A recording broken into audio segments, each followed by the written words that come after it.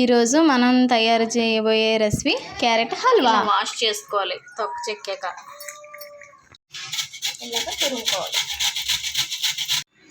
1/2 KG క్యారెట్లు తురిమిది,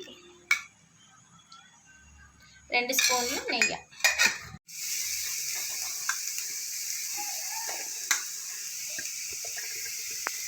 carrot తురుము 5 minutes ఇలా వేయించుకోవాలి. వాటర్ పోసుకోవాలి తగినన్ని. మెత్తగా ఉడికేంత వరకు మూత పెట్టుకోవాలి.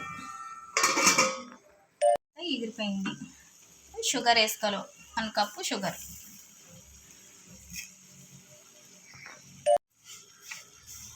ఇలా బాగా మిక్స్ చేసుకొని ఇప్పుడు ఇలా కలుపుకోవాలి.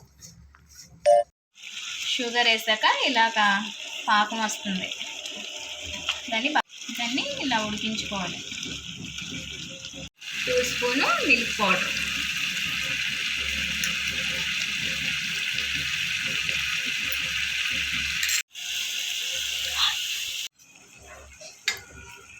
త్రీ స్పూన్ నెయ్యి వేసుకోండి.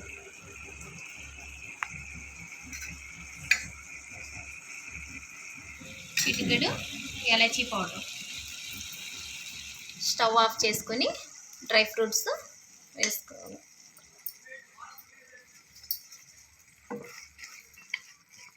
ఇప్పుడు కప్లోకి సర్వ్ చేసుకుంటాము.